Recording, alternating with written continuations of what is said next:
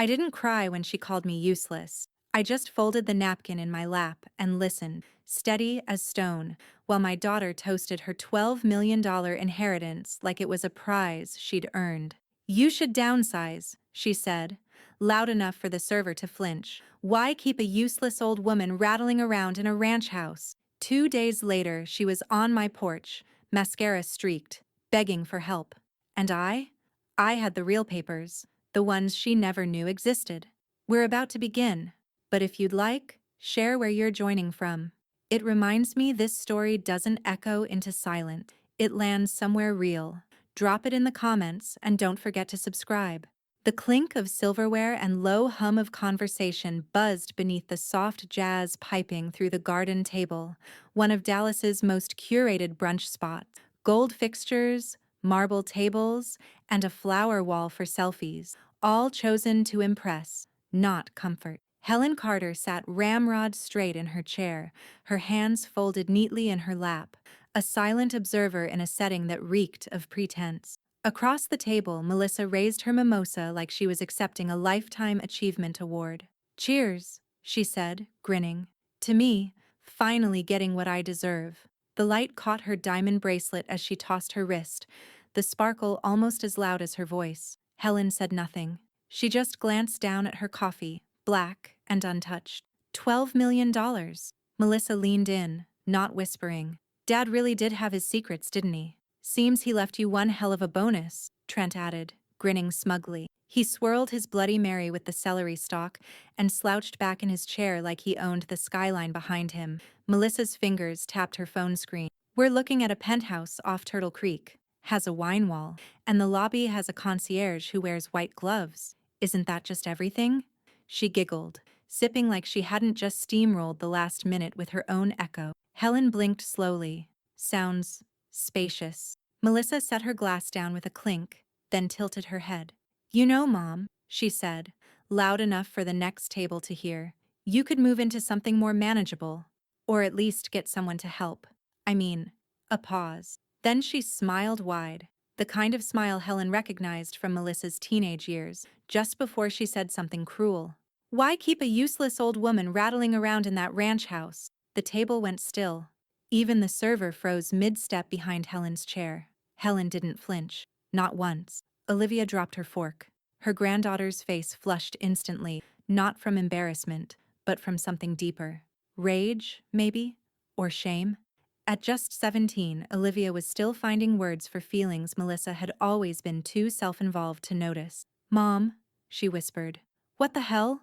Melissa waved a hand, feigning innocence. Oh, come on, don't be dramatic. I'm joking.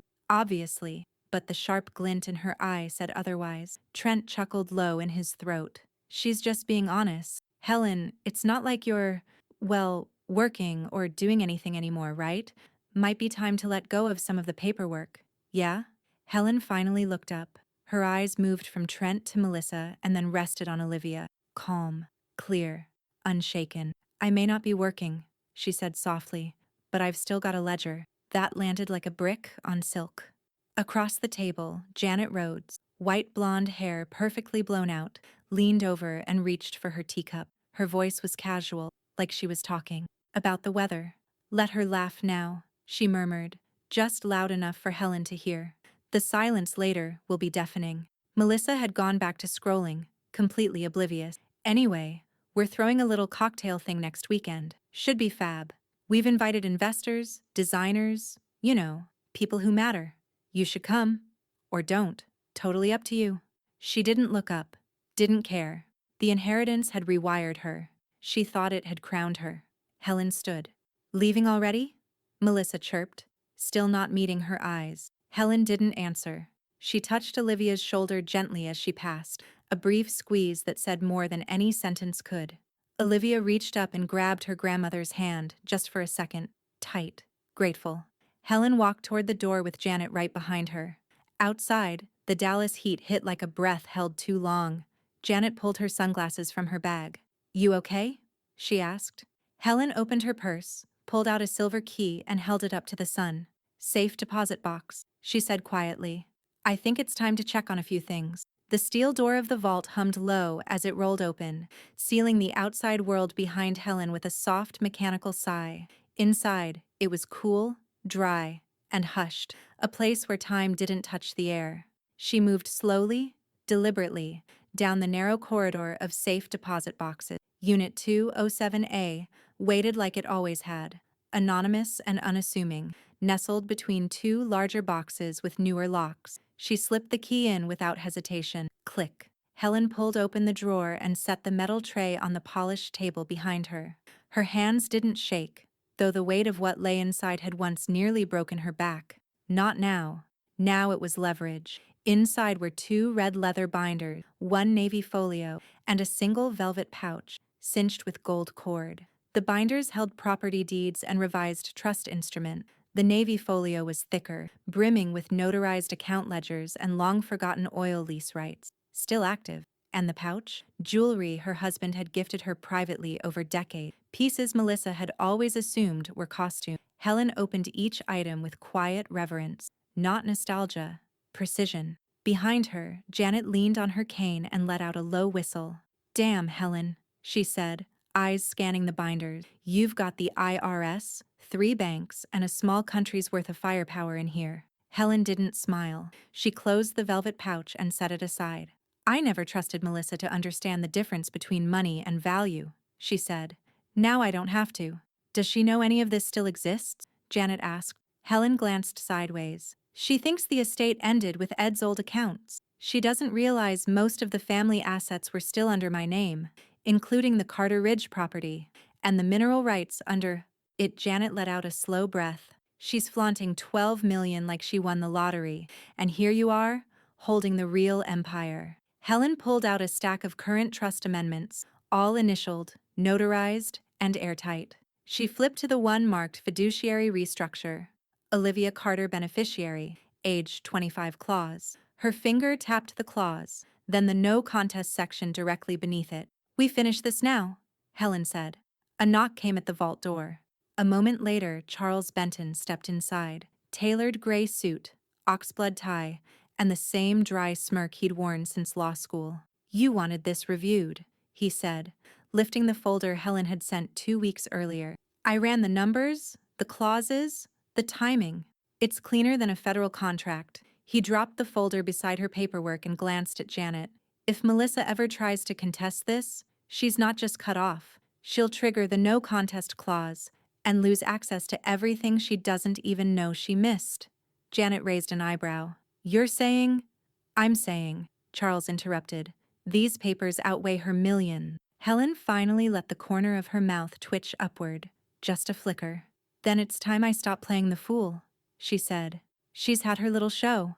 Janet's voice dropped as she looked over Helen's shoulder at the page spread open on the table. "You sure about the nonprofit edition? The women's finance clause?" Helen nodded. "Girls like Olivia need examples. Melissa only ever learned how to spend." Charles leaned back against the cool wall of the vault, arms folded. "You'll need to execute the transfer signatures next. I'll courier the new trust structuring next week." Helen closed the binder softly, then stacked the documents back in the tray. The velvet pouch went last. "I've been patient long enough," she said, lifting the tray back into the box. "It's time she learns what real control looks like." The door behind them buzzed again, someone entering the main security vestibule. Helen turned slightly but didn't look back. Charles checked his phone, his expression suddenly darkening. "She's not going to like this next step." Helen's voice was calm, precise. "She doesn't have to like it," she said. "She just has to live with it." The first ping came as Helen was folding laundry, white towels crisp from the line, still sun-warm. Her phone buzzed in short, clinical bursts. "Fraud alert. Suspicious attempted transfer." She stared at the screen, calm at first. Then her thumb tapped open the alert. "Account. Carter Family Reserve attempted withdrawal. $75,000 requested by Melissa Carter Myers. Status: blocked. Insufficient authority." Helen placed the phone down on the folded stack, smoothing the top towel as if nothing had happened, but her jaw had locked tight. She didn't need to guess. Melissa hadn't just touched the money. She'd tried to seize it. By 4 p.m., Helen was in the marble lobby of Sun South Bank, seated across from a VP in a blue blouse who looked half her age and twice as nervous. "Yes, Mrs. Carter, the woman said, flipping through the flagged report. Your name is still the sole trustee on this account. Miss Myers, well, she was rather insistent. I'm sure she was, Helen said, voice even. Was there any access granted? None, the woman said. Our internal protocols caught it right away, but she brought a printout of an old joint memo between your late husband and her, something from over a decade ago. Helen's eyes didn't flicker. Outdated and meaningless. The woman nodded quickly. She left angry. Said she'd be taking care of it another way. Should we notify authorities? Helen stood, smoothing her jacket. Not yet, she said. Let's give her the rope first. That evening, Melissa pulled into Helen's driveway like she owned the property. Her luxury SUV crunched gravel in a way Helen hadn't allowed since her husband's funeral. The door slammed before the engine cut off. Helen stepped out onto the porch just as Melissa stormed up the steps, manicured fingers clenched around her handbag. You denied the transfer? Melissa snapped. I had every right. No, Helen interrupted. You didn't. It's family money. I'm family. You're a beneficiary, Helen said coolly. Not an owner. Melissa laughed, short, bitter. You don't even need it, Mother. You're hoarding it. For what? Embalming fluid? A fancy headstone? Behind her, the screen door creaked open. Olivia hovered in the doorway, invisible at first, then fully visible when she stepped out. She hadn't been noticed, but she'd heard every word. Helen stepped forward, slow and deliberate. Need, she said softly, has nothing to do with it. It's mine. That account was set up for this family's future. And after today, your future won't include a dime of it. Melissa's jaw twitched. You think you can play queen of the ranch forever? Helen held her gaze, unflinching. No, Melissa. I think you've mistaken my silence for surrender. It's not. Olivia let the screen door close behind her. You tried to steal from her?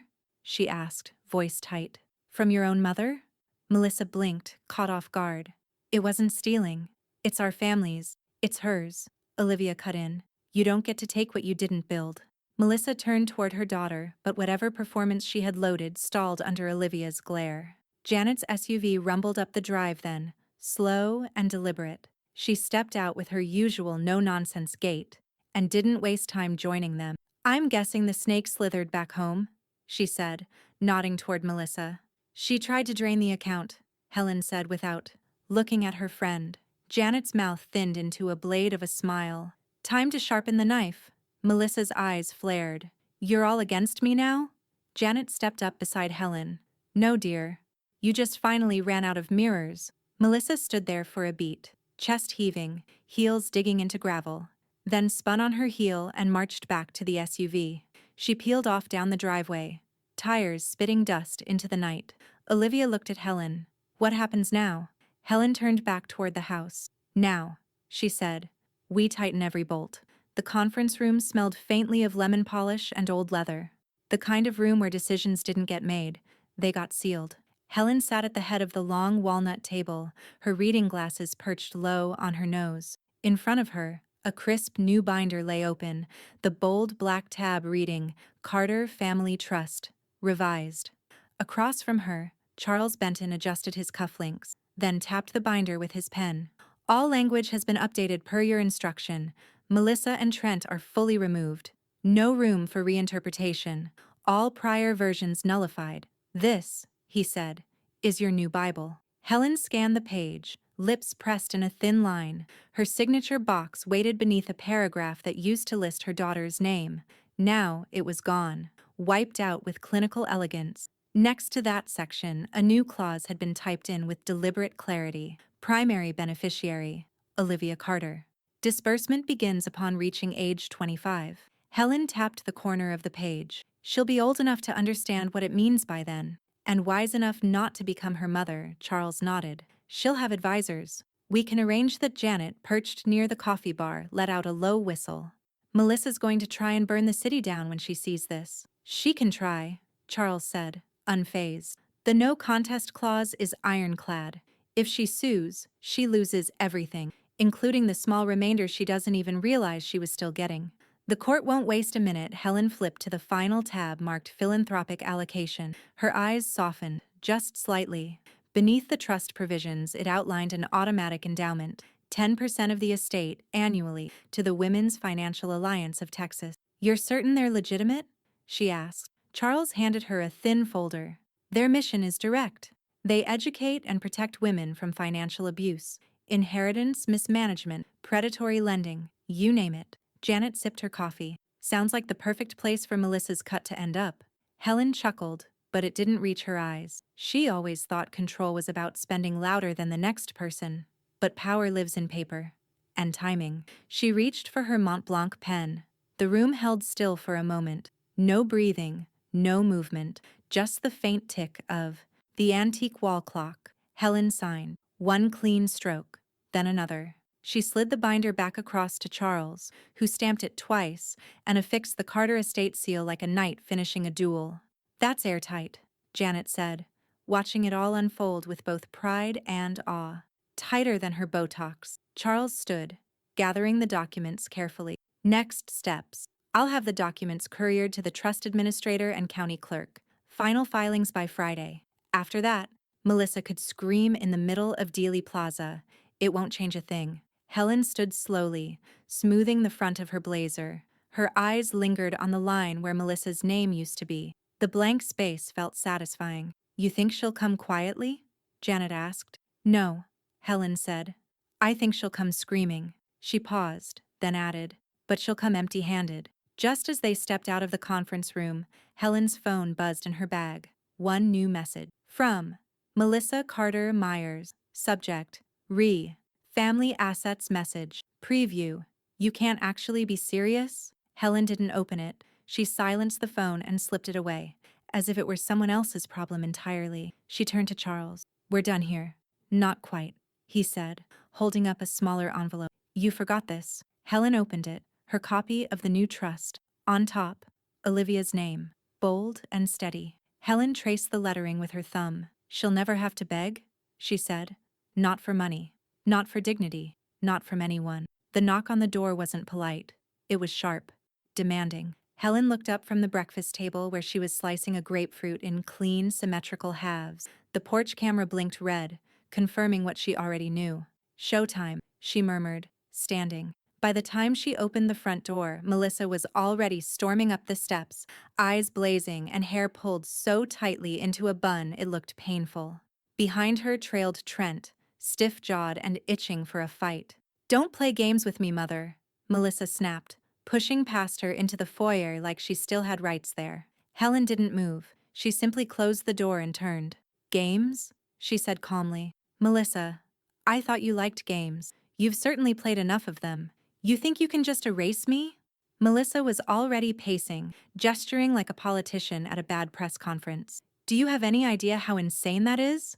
You're cutting your own daughter out of her rightful inheritance. I didn't erase you, Helen said, folding her hands in front of her. I signed the truth. The rest erased itself. You have no right, Melissa shouted. Actually, said Olivia, stepping quietly into the room from the hallway. She does. Melissa spun. You stay out of this. But Olivia didn't flinch. Instead, she pulled out her phone and hit record. Just getting a record, she said coolly. Since you're so good at twisting things. Helen's mouth didn't move, but her eyes gleamed, proud and unflinching. Trent stepped forward, shoulders squared. We'll fight this. In court. There are laws protecting children from this kind of… Children? Helen cut in. Melissa is nearly 40. Not a child. And certainly not entitled. You're bluffing, Melissa said, eyes darting.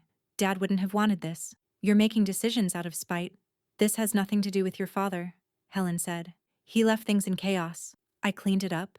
Melissa took a step closer, lowering her voice. You can't win this. I have lawyers, friends, people who will make noise. Helen smiled for the first time.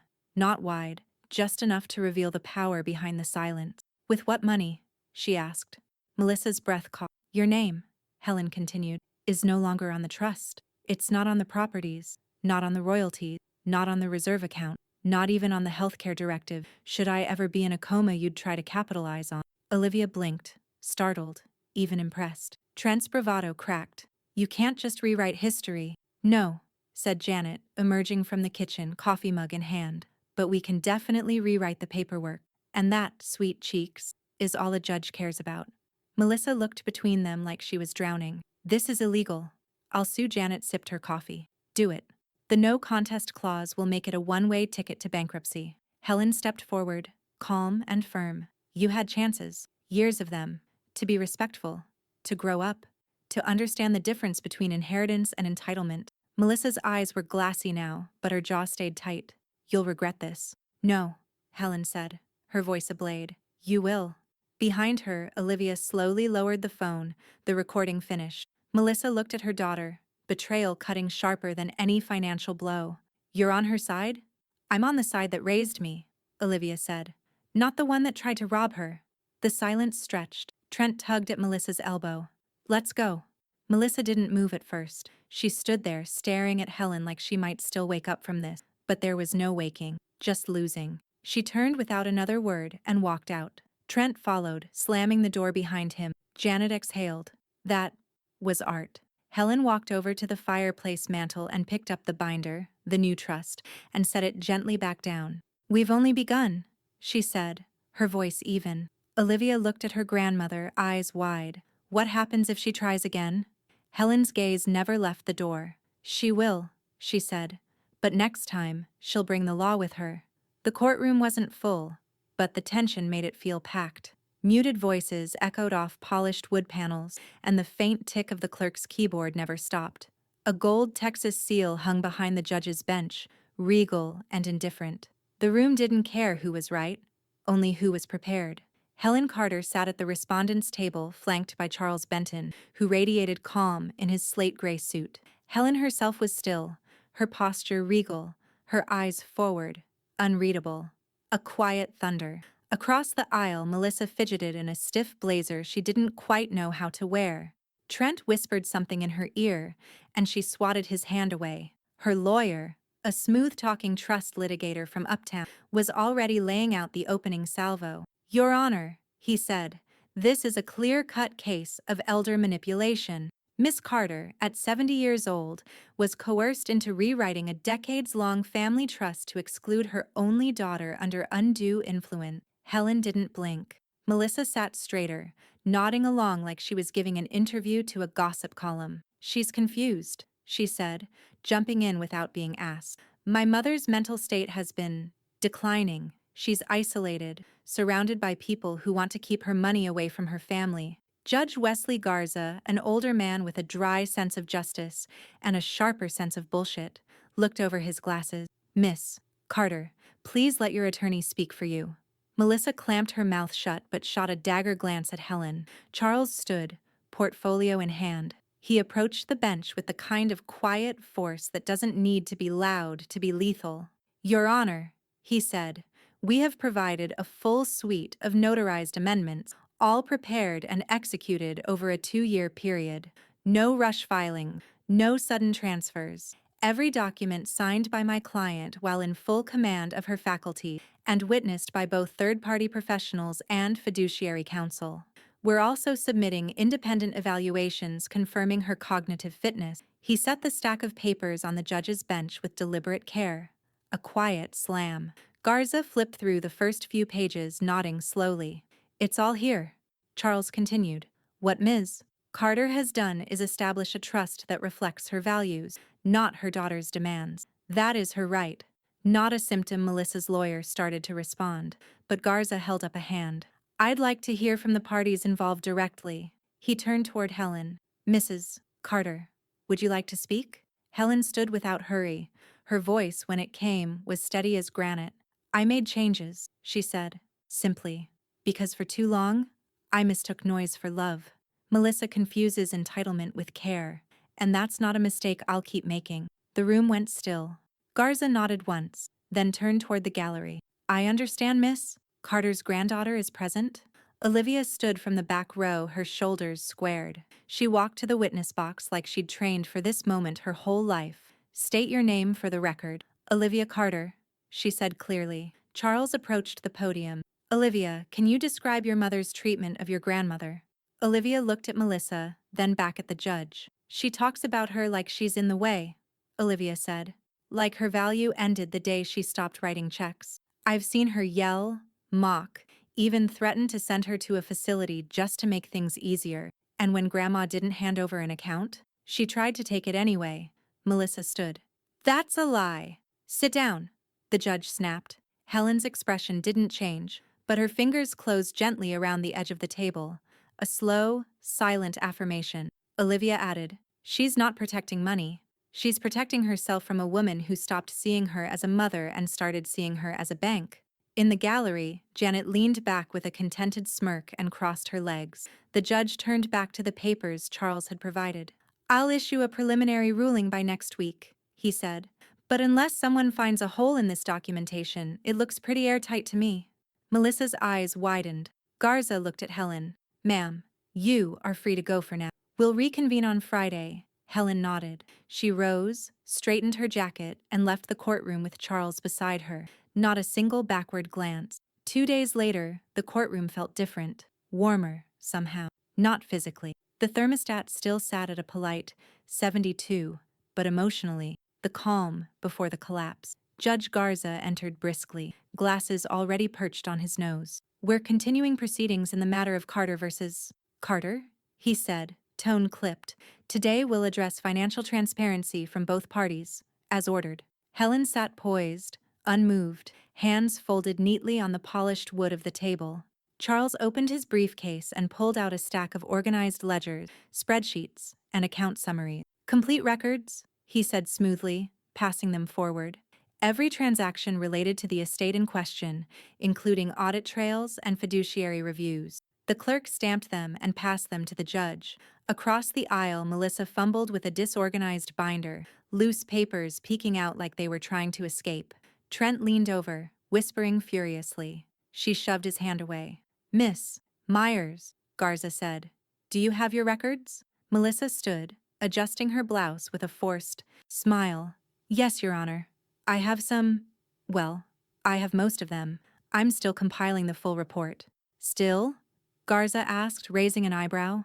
"Well, some of the spending was personal," she said, like it was a confession instead of a stall tactic. "We weren't expecting such an invasive request." "It feels like a fishing expedition," Garza leaned forward. "You're attempting to prove you were wrongfully cut out of an estate worth millions. Transparency isn't optional, it's required. If your financial conduct is in question, you don't get to redact half the evidence." Melissa's face flushed. "I'm just saying, some of it isn't relevant."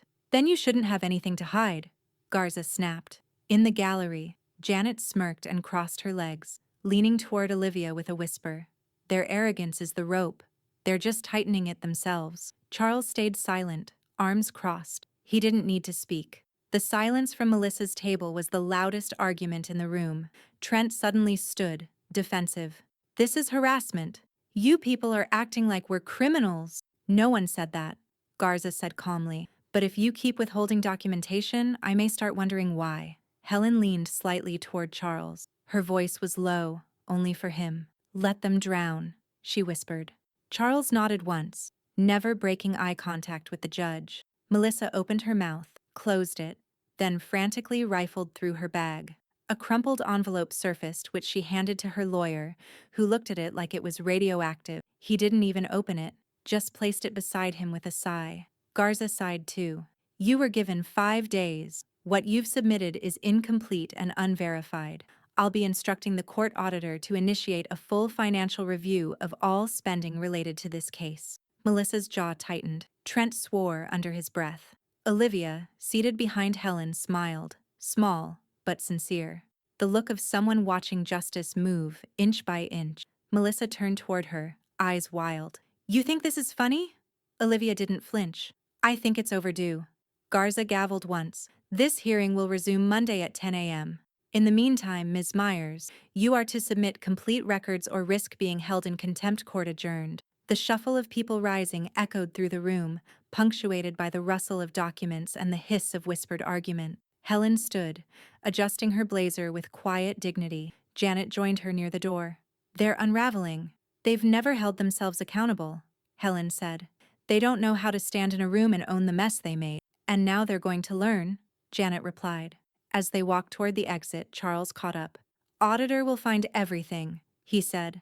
"The house in Melissa's name, the hidden trip receipts, the car. Paid through a joint fund she had no access to." Helen nodded. "Good. The truth is patient. It always shows up.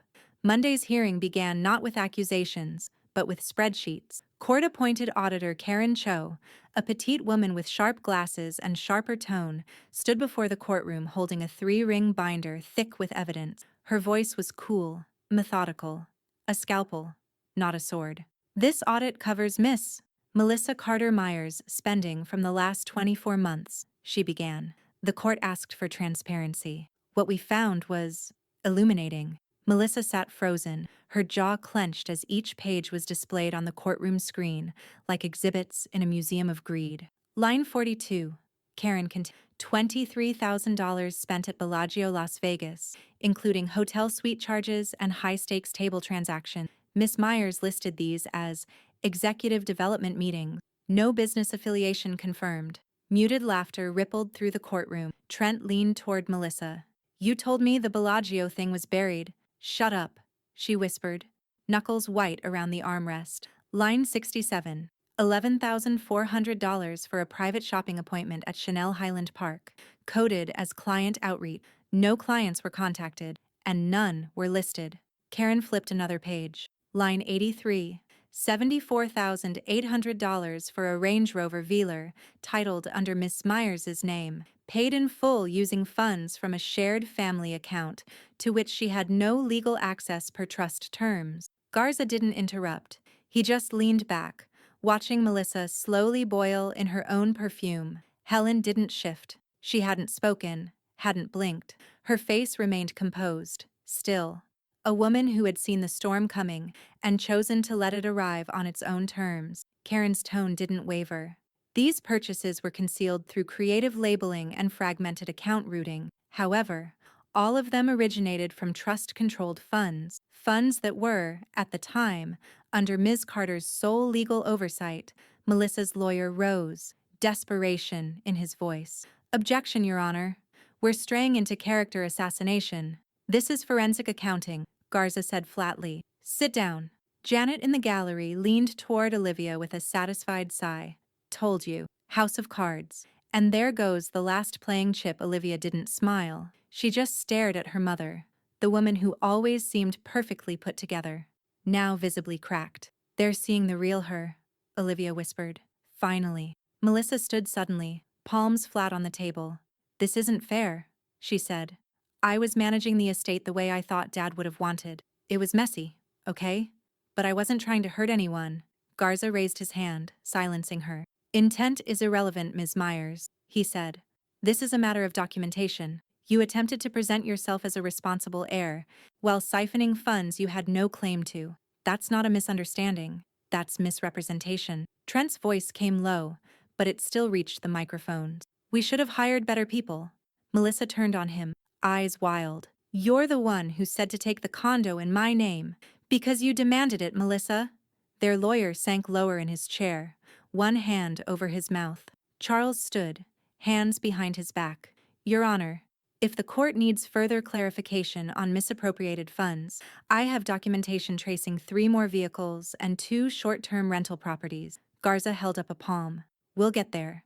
The silence that followed was sharp enough to slice. Helen finally leaned forward, but not to speak, only to gently close the binder in front of her, as if to say, we're done here. Garza spoke last. We will review civil liability once full damages are calculated.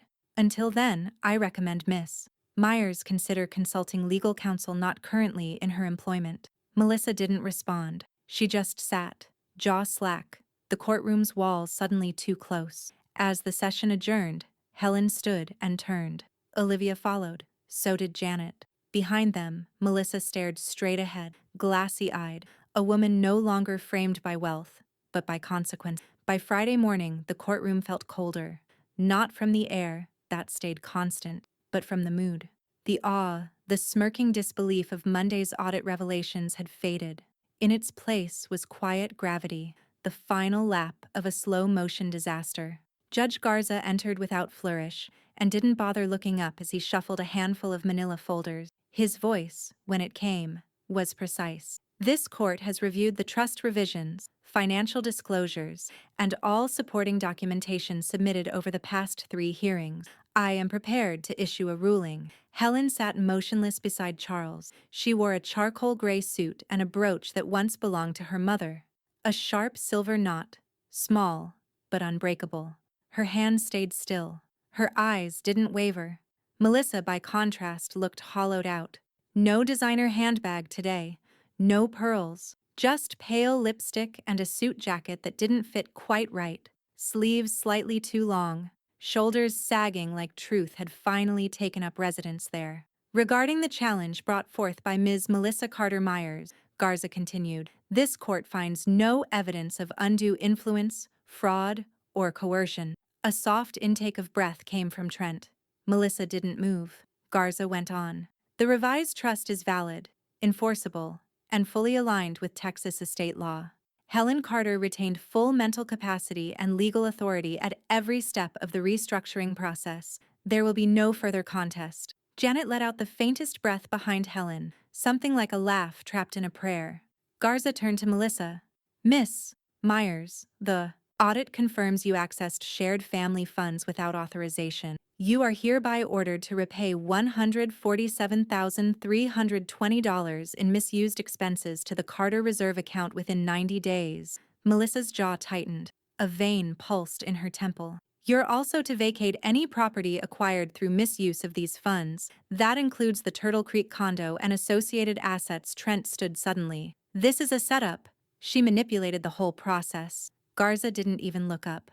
One more outburst and you'll be escorted out. Trent slammed his chair back into the table, grabbed his coat, and stormed out through the double doors without another word.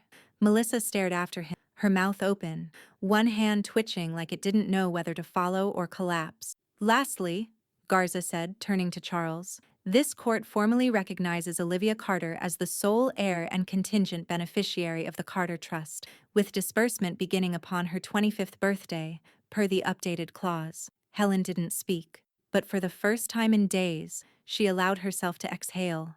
Melissa turned her head toward her mother, but not all the way. Her voice cracked as she said, You really did it. You actually did it? Helen's reply came without turning. I protected what your father and I built. I'm sorry you can't say the same. Garza gavelled once. Court is adjourned. The noise returned, papers rustling, people rising, the echo of shoes on polished wood. But inside Helen's chest, a long private silence bloomed. She stood slowly, her eyes scanning no one in particular. And then, without warning, Olivia moved. She stepped forward from the gallery, cutting through the crowd and past her mother. Melissa reached for her wrist. Olivia didn't stop, didn't even look. She walked straight to Helen, wrapped her arms around her grandmother, and pulled her close. Helen didn't hug back right away. Then her arms rose, slow, steady, and closed around the girl like she was something sacred and returning. Janet wiped under her eye, discreetly. Well, she muttered, that's that. Behind them, Melissa sat alone. No Trent, no lawyer, just her name, officially removed from everything that mattered, and a courtroom that no longer heard her voice. The moving truck backed into the Turtle Creek condo driveway at 8:12 a.m., engine grumbling like it didn't want to be part of this story. 3 men in matching gray polos began hauling out boxes, labeled with thick black Sharpie, shoes, guest bath, master closet. Each box looked expensive, but not important. Melissa stood on the curb, arms crossed, watching the world she'd manufactured be peeled off like wallpaper. Her hair was loose for once, frizzed at the ends. Her nails were chipped. She didn't yell at the movers, not because she'd matured, but because humiliation had done what dignity never could. Shut her up. From a third-story window, a neighbor peeked through a sheer curtain. Another, bolder, stepped onto her balcony with a latte and a smug, bless her heart, expression. She should have known better. Someone whispered on the lawn. She was always too showy, came another voice. Whispers piled up like unpaid bills. Trent stomped out of the lobby, arms full of unbagged designer jackets and a half-empty bourbon bottle. They said 90 days. We had time, he muttered. They froze the accounts, Melissa said flatly. There is no time. He dropped the coats into a crumpled heap beside the U-Haul ramp. This is your fault. She didn't respond, couldn't. Her gaze had drifted across the street. Because there, Just past the wrought iron gate and behind the thick branches of a magnolia tree, Helen Carter stood on the porch of Janet's house, coffee in hand, cardigan draped neatly over one arm. She hadn't come to gloat, but she hadn't stayed away either. Olivia stood beside her, quietly observant, the wind toying with her ponytail. Melissa stiffened, even at that distance. Of course she's here. Janet stepped onto the porch behind Helen, took one look at the slow, awkward loading process and muttered, "From champagne to cardboard boxes." Helen didn't laugh. She didn't need to. The sight said everything. The fall was real. And it was public. "You okay?" Olivia asked, watching the U-Haul swallow a faux fur bench Melissa used to call couture seating. "I'm not proud of her pain," Helen said quietly. "But you're not sorry either," Janet added. Helen shook her head. "No, not even a little." Olivia stepped a bit closer. "It's poetic justice." Helen turned to her and finally allowed herself a small smile. "Only if the poem ends well." Across the street, Melissa stood stiff as a department store mannequin. She didn't wave, she didn't blink. She just turned, walked up the ramp, and disappeared inside the truck's yawning mouth. Trent followed, slamming the cargo door closed behind them. The truck pulled away minutes later. Slow, lumbering, final. Helen watched it go. She didn't wave. She didn't blink. Later that afternoon, back at Helen's kitchen table, Charles spread out the final estate filings like a winning poker hand. "Everything's recorded," he said. "Deeds transferred. Probate closed. Melissa and Trent are no longer legally connected to any asset, trust, or property with your name on it.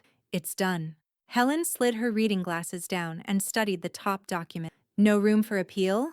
"None," he said.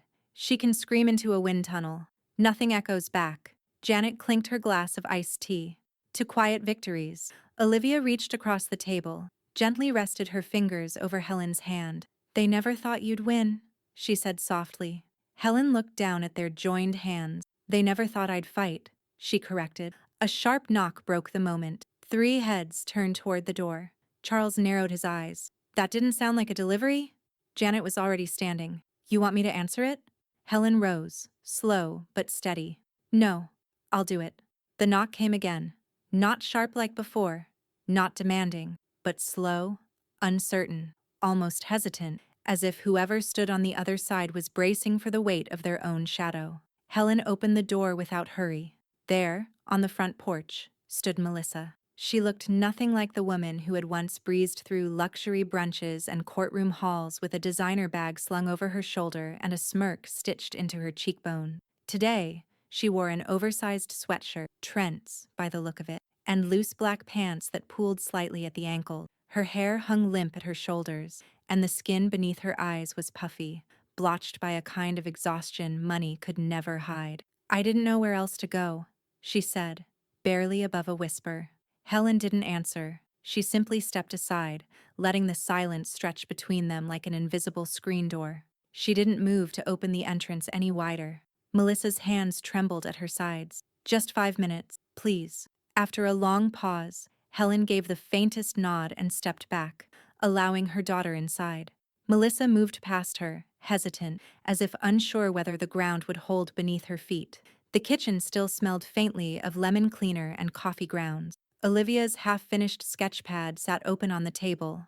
A vase of fresh flowers, sunflowers, tall and unbending, stood in the center. Melissa lingered at the edge of the room, too restless to sit, too stripped to pretend. Her voice cracked as she spoke. "I need help," she said.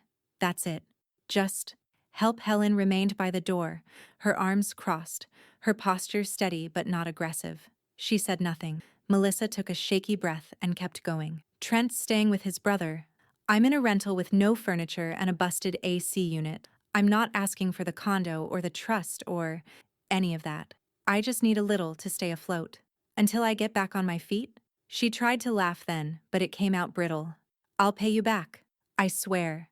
From the far end of the hallway, a soft sound broke the tension. It was the low click of a phone camera shutter. Melissa turned sharply.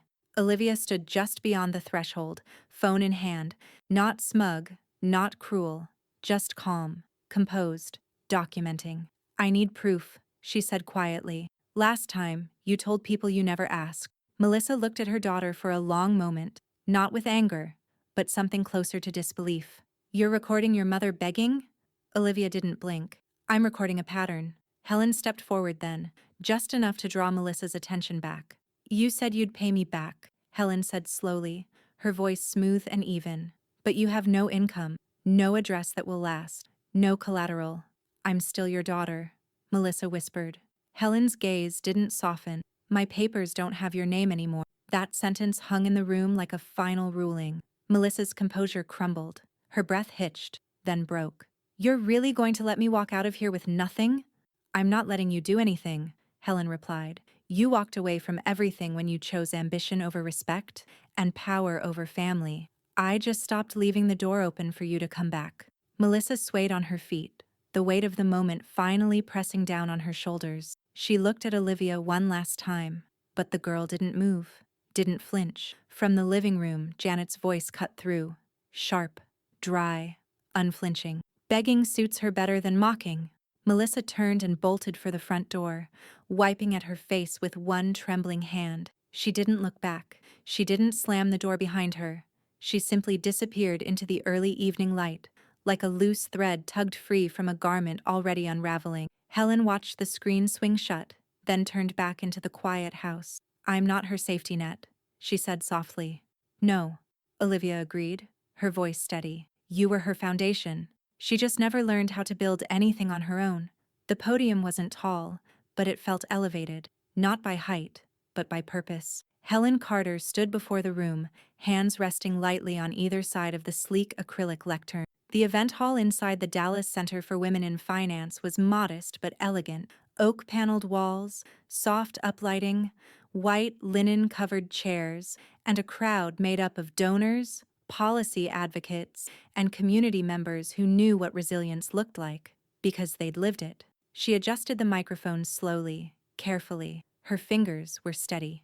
Behind her, projected on a large screen, was the nonprofit's logo, framed beside her name, keynote speaker, Helen Carter, legacy donor. She had reviewed the speech half a dozen times with Charles, trimmed it down with Olivia's help, and run it by Janet just that morning over black coffee and cranberry scone. But now, standing there in front of rows of watchful eyes, she didn't read from the... She spoke.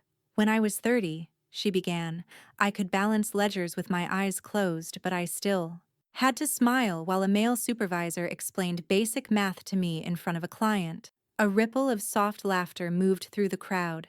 I learned early that knowledge doesn't equal power, not unless you have the paperwork to back it. Contracts, trusts, deeds, the things women were often left out of. She let that land, pausing just long enough. I married a man who built well. I built alongside him, but after he passed, I realized the thing I had to protect wasn't the estate. It was the meaning behind it. Helen's voice didn't waver. Respect, security, the right to say no and have it hold in court. That's what wealth is, and it should never be a weapon. It should be a shield. There was a hush in the room now, the kind of silence people lean into. So today, she continued, I'm proud to commit 10% of the Carter family estate to this foundation because financial literacy shouldn't be a luxury. It should be the inheritance we pass down first. She paused, then added more softly, this is for the daughters who listened, even when they were told they weren't worth hearing. Her eyes flicked briefly to the third row. Olivia sat beside Janet, posture straight, cheeks slightly flushed. She clapped first, without hesitation. The sound echoed, crisp and confident. Others joined. Then, all at once, the room swelled with applause. Helen stepped back from the mic, letting the sound rise and fall. She returned to her seat beside Charles, who leaned over with a quiet grin. Paperwork perfect, he murmured. She gave him a knowing look. I don't miss the court filing, she said, but I liked this kind of stamp. Across the aisle, Janet leaned toward Olivia. Now that's history, she said, voice proud and low. Not greed, not scandal. Legacy. Olivia's eyes were still fixed on her grandmother. She made something permanent out of something broken. Helen heard it. She turned, just slightly, and offered her granddaughter a look that was neither sentimental nor teary, just full of quiet pride. Later, during the reception, people approached her one by one. They shook her hand. They asked her advice. They shared their own stories of lost inheritance battles, of being underestimated, of starting over. She answered each one without pretense. She didn't speak as someone who had hoarded power. She spoke as someone who had survived it and transformed it.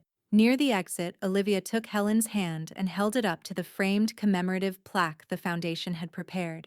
In recognition of Helen Carter's commitment to financial empowerment for generations of women, she wanted to erase me, Helen said quietly, her eyes never leaving the plaque. But I signed permanent. The applause had faded, the speeches were over, but the ink, as always, remained.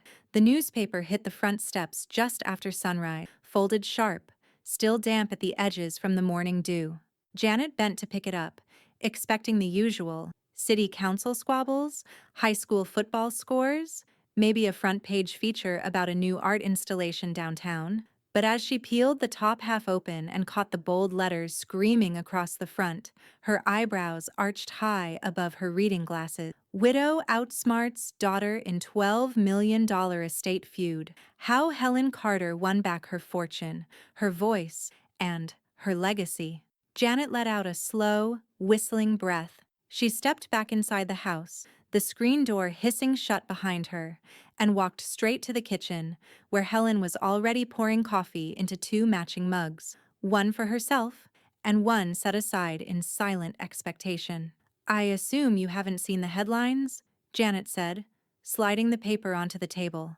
Helen looked down at it, then reached for her mug without blinking. "I don't need to." Janet opened the page fully, smoothing the crease with practiced fingers. "You might want to this time. You made print, Helen. Big print." Helen glanced briefly at the article.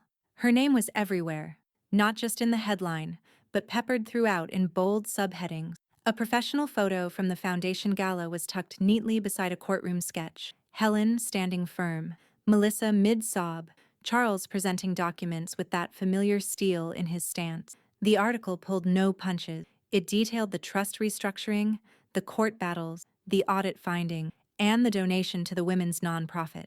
But what made Janet snort into her coffee was the editorial quote, written in clean italics beneath the masthead. "Sometimes justice doesn't roar. Sometimes it signs in triplicate." Helen finally cracked a smile. "Someone's having fun at the Dallas Courier." "And someone else," Janet added, tapping the photo of Melissa exiting the courtroom with sunglasses too large for her face, just had their brunch circle implode. Helen folded the paper gently, methodically, as if it might someday belong in a scrapbook rather than the recycling bin. Across the kitchen, Olivia entered barefoot, ponytail half-tied, still rubbing sleep from her eyes. "You're famous," she said. "I'm a cautionary tale," Helen replied. "No," Olivia said, more firmly now. "You're proof." She pulled out a chair and sat, then picked up the paper again. "Everyone knows the truth now." Helen gave a faint nod, but she wasn't gloating. If anything, she looked tired, not from regret, but from finally having nothing left to prove. "They called me a cold woman for not just handing her what she wanted," she said softly. "They called her strong for demanding it." "They're not calling her strong now," Janet said, setting her mug down. "They're calling her a cautionary tale." Helen didn't answer. She rose from the table and crossed the room to the drawer where she kept old birthday cards, tax receipts, and a few yellowed clippings from her husband's days on the board of the State Minerals Commission. She opened it, reached in, and pulled out a small brass paperweight shaped like an ink bottle. Then, she walked back and placed it on top of the folded newspaper. "Her greed built my legacy," she said quietly. "I just did the paperwork." Outside, a car passed. Then another. Then two joggers waved as they moved down the sidewalk, slowing as they caught sight of the front page on Janet's lawn. Recognition was no longer confined to courtrooms and whispered circles. It lived on coffee tables now, on break room counters, in group chats and inboxes. And somewhere, Helen knew, Melissa had read the same headline. Maybe on her phone, maybe at a gas station, maybe standing in line behind someone who didn't even know her name, but recognized the story. "Do you want to save it?" Olivia asked, gesturing to the article. "For the archive?" Janet didn't wait for a reply. She pulled open a fresh manila folder from the stack beside the phone and slid the paper in. "Legacy deserves paper," she said. Helen smiled, not wide, but deeply. The envelope arrived on a Thursday. No return address, no stamp, just slid through the front gate sometime between breakfast and the afternoon breeze. Janet found it folded between a stack of community flyers and an outdated lawn care coupon. She placed it on the sideboard near the kitchen, unopened, its presence neither urgent nor subtle. Helen didn't touch it for hours. It sat beneath a ceramic bowl of oranges, a pale rectangle edged with silence. Olivia noticed it by late afternoon, her gaze drifting to the slanted, almost aggressive handwriting across the front. Mother. She said nothing, but Helen noticed the way her granddaughter's fingers hesitated near it, curious, cautious, before moving on. When the sun finally dipped below the magnolia trees out front, Helen stood from her reading chair and took the envelope in hand. The paper was cheap, not Melissa's usual stationery, no linen texture, no embossed initials. It smelled faintly of cologne and something sour, like regret that had traveled too far in too much heat. She opened it slowly. No knife, no rush. The letter inside was 3 pages long, handwritten, slanted, and bitter. You always made me feel like I had to earn being wanted. You think Olivia will stay loyal forever? Wait until she wants something you won't give. You embarrassed me on purpose. You set me up to fall. I hope you're happy pretending you were the victim. Helen read it once. No more. She folded the pages back into the envelope and walked into the living room, where the fireplace sat dormant under a stone mantel lined with old family photos, none of which, now, included Melissa. Janet looked up from the couch, one brow lifting as she watched Helen move. Another threat? No, Helen said, calm and unhurried. Just a performance. She knelt and opened the fireplace grate. Match from the nearby tin clicked once, then flared to life. Helen held it steady against the edge of the envelope. The paper curled instantly, corners blackening, ink bleeding into flame. She dropped it gently onto the ashes of last winter's logs, and the words, all 3 pages of them, withered into smoke. Olivia stood at the threshold. She hadn't said a word since Helen picked up the envelope, but now, her voice came clear, sure. That's the best place for her words. Janet leaned back on the sofa, arms crossed, watching the flames consume every bitter line. Ashes to ashes. They didn't need to say Melissa's name. It didn't belong in the room anymore. Helen closed the grate, the metal ticking faintly with heat. She stood slowly, brushing off her palms like she'd been holding something far heavier than paper. She won't write again, she said. Janet didn't ask how she knew. Olivia walked over, reached for her grandmother's hand. You okay? Helen looked around the house, the freshly vacuumed rug, the vase of yellow roses, the stack of library books on the end table. There were no ghosts here, no echoes of old arguments, only her voice, Olivia's laughter, the occasional creak of the floorboards after dusk. She used to fill this place with noise, Helen said, quiet but firm. Now she's gone. Her voice doesn't live here anymore. Outside, the wind shifted. A slow, cooling breeze crept in through the screened windows, brushing against the drapes. The house felt different. Not hollow, not even triumphant, just lighter.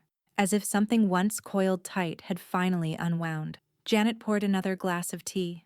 You didn't save a copy? She asked. Helen shook her head. Why archive a lie?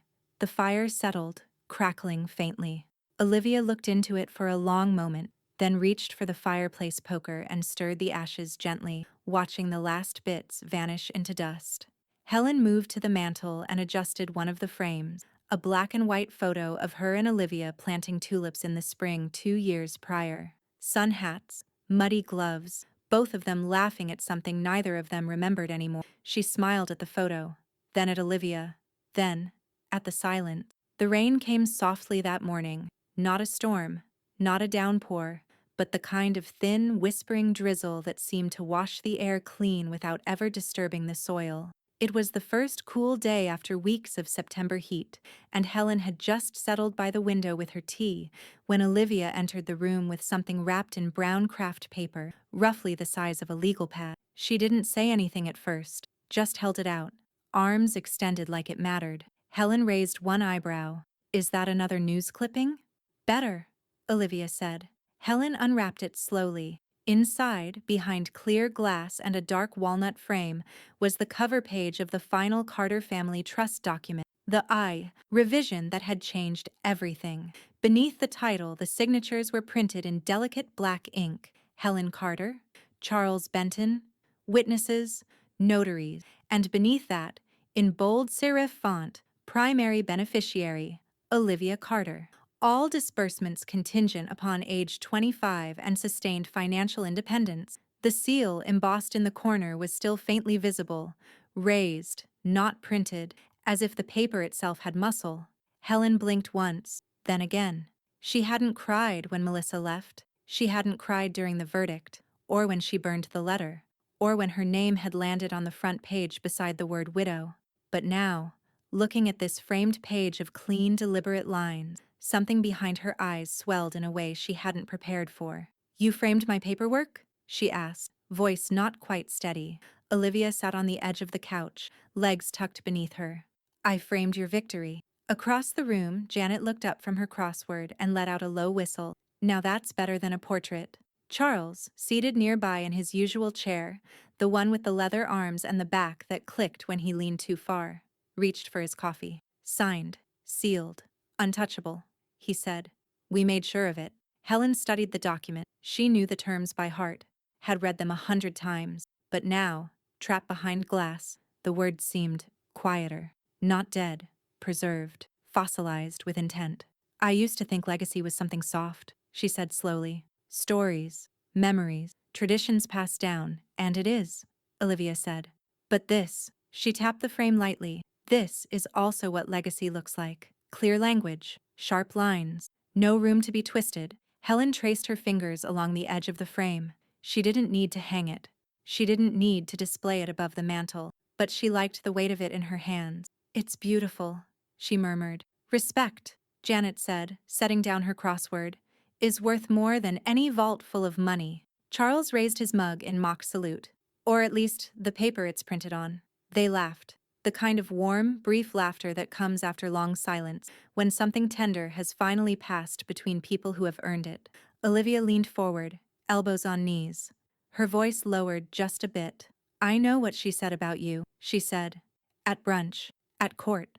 All those years behind your back." Helen didn't flinch. "But none of it stuck," Olivia continued, "because what you built outlasted every word of it. She wanted to make you small, useless, replaceable." Helen turned to her, eyes clear. "You're not useless," Olivia said. "You're unstoppable." Janet gave a low, approving hum. Outside, the rain had lightened into mist, the kind that catches in the branches but never makes it all the way down. Somewhere in the house, the old grandfather clock ticked steadily forward, unbothered. Helen placed the frame carefully on the side table beside her chair, angled slightly toward the light. She picked up her tea, took a slow sip, and then, as if to herself, she said, "My daughter got 12 million," and mocked, "Why keep a useless old woman?" Days later, she came crawling while I held the real papers. The room didn't respond. It didn't have to.